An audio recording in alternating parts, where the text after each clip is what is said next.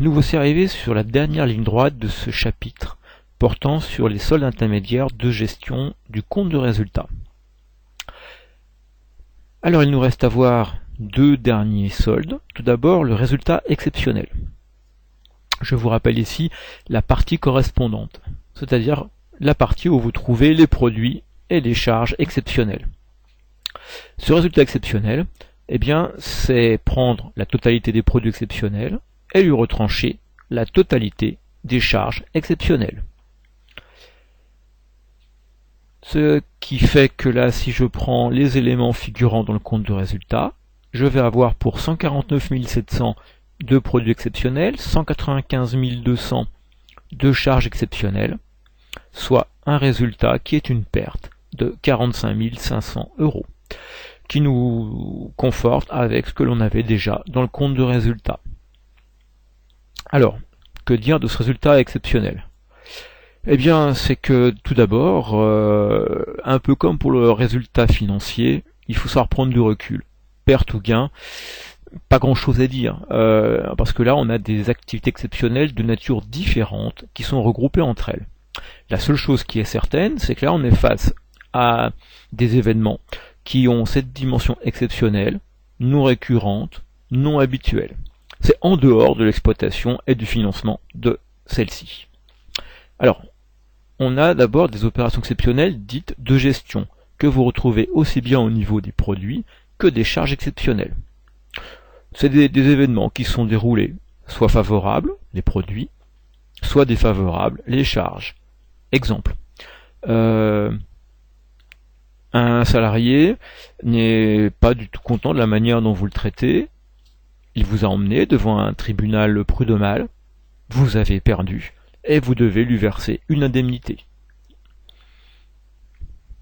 Vous êtes face à une charge exceptionnelle, et vous sentez bien que, normalement, votre entreprise n'a pas vocation à avoir tous les jours des conflits avec ses salariés qui se terminent de cette manière-là. Le produit exceptionnel, c'est l'inverse. Un conflit vous oppose à un fournisseur, un tribunal vient vous départager, et votre fournisseur doit vous verser une indemnité de plusieurs milliers d'euros.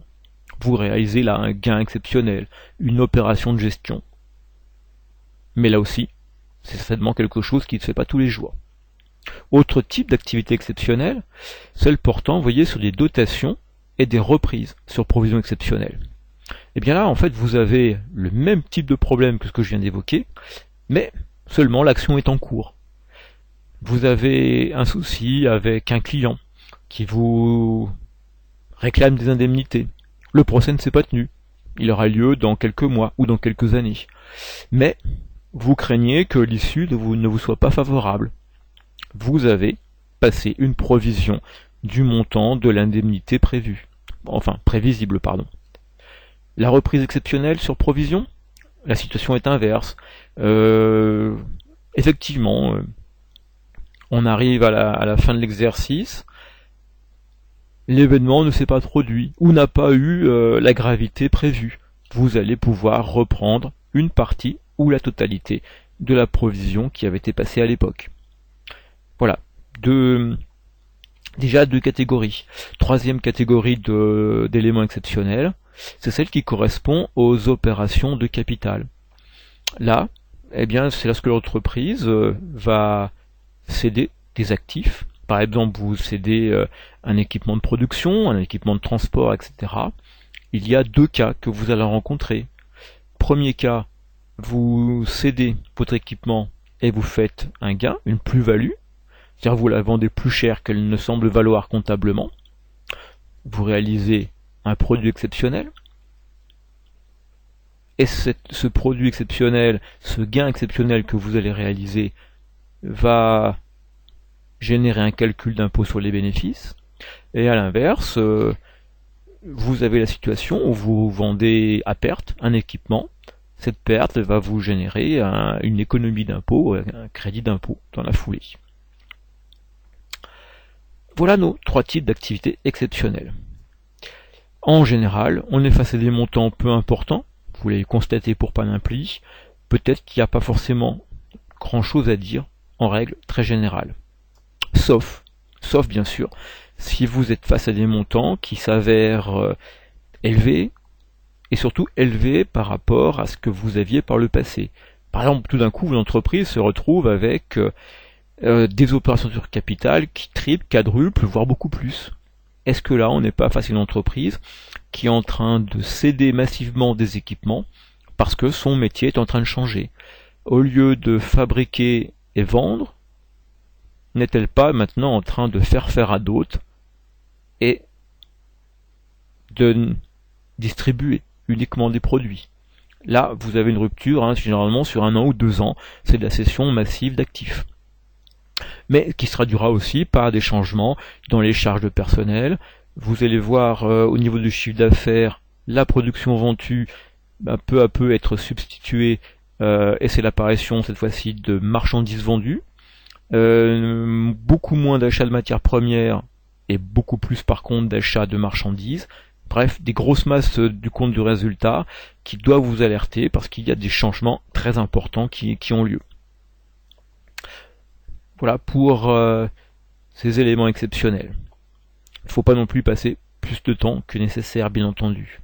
Et pour terminer, dernier intermédiaire de gestion, le résultat net lui-même.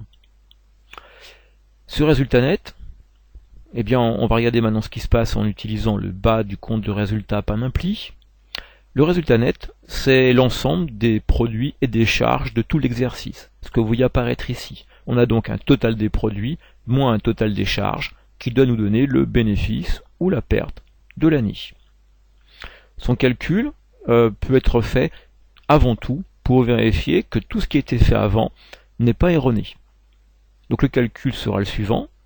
Je vais prendre le résultat courant avant impôt, résultat sur l'exploitation et sur le domaine financier, rajouter le résultat exceptionnel de l'entreprise, et puis retrancher les 2 derniers éléments que l'on n'a pas encore pris en compte, à savoir la participation des salariés, la part du bénéfice lorsqu'il y en a qui leur est distribuée, et enfin l'impôt sur les bénéfices, qui également, quand il y a bénéfice, va être récupéré par l'État. Dans le cas de Panampli, résultat courant 591 673, vu dans la vidéo précédente. Résultat exceptionnel, perte de 45 000. Participation des salariés, 80 813. Impôt sur les bénéfices, 212 720. Quand on rapproche les 4 éléments, on retrouve un résultat net de 252 640, celui qui est affiché dans le compte de résultat. J'ai pas une assurance absolue que mes calculs sont faux. La seule assurance que j'ai, c'est que j'ai bien à un moment ou un autre utilisé tous les produits ainsi que toutes les charges dans mes différents calculs. Je n'ai pas inventé d'éléments en plus, je n'ai pas oublié des éléments en cours de route. Quant à savoir si je les ai mis aux bons endroits, ça c'est un autre problème. Voilà, je vous laisse maintenant procéder à des QCM, des exercices, à revenir sur les vidéos si à un moment ou un autre vous avez un doute. Je vous remercie de votre attention pour ce premier chapitre.